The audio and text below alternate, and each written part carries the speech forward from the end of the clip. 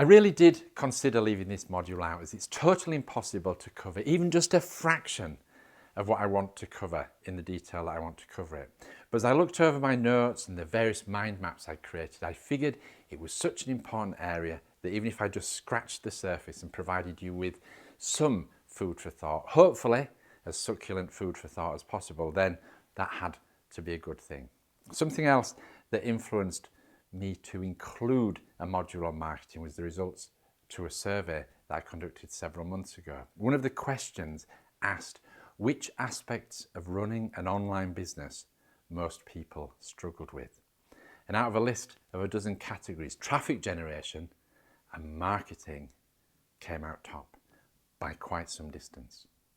Terry Pratchett, the wonderfully creative writer of the Discworld series of books, once said, "They say a little knowledge is a dangerous thing, but it's not half so bad as a lot of ignorance."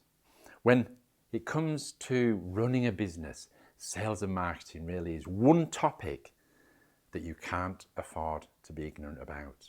Even if you plan on outsourcing this work to others, people who you hope have more knowledge than you still need to have an understanding of the topic so that you know that the direction in which you are heading is the right direction. Maybe one day I'll get the chance to create a full-blown course on nothing but marketing.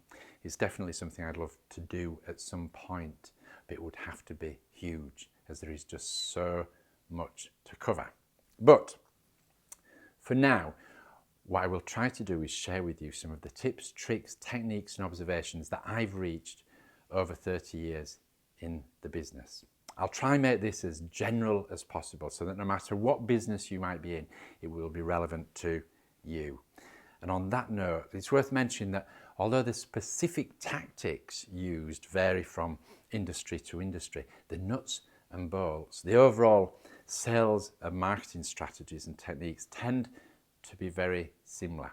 Yes, some will work better in one marketplace than another, but I think what surprises most people who are new to sales and marketing is how someone who is an amazing insurance salesman will usually quite quickly be able to transfer those skills to something else, selling cars, for example.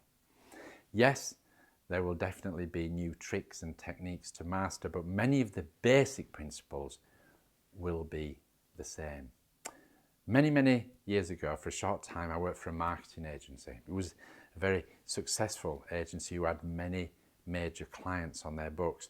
And my role was to work alongside the design director and one of the lead copywriters to come up with big direct marketing campaigns. It amazed me how one day we'd be discussing strategy with one of the top banks, and the next day we'd be meeting with a major travel company, and then later that day it might be one of the big charities. But what really surprised me was how similar the needs and wants of each of these organisations were, and how the strategies and tactics we'd settle on were almost identical, just tailored to the sector in question. It's because of this that I'm confident that 90% of what we'll cover in this module, and maybe even more, will be relevant to your business. Whether you're setting up a business in a spare bedroom at home, or you're working on a revolutionary new product that will change the world and earn you millions of dollars on the way.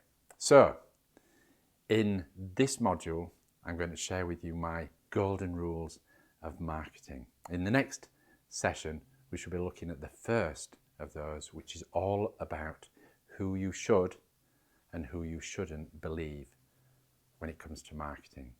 See you there.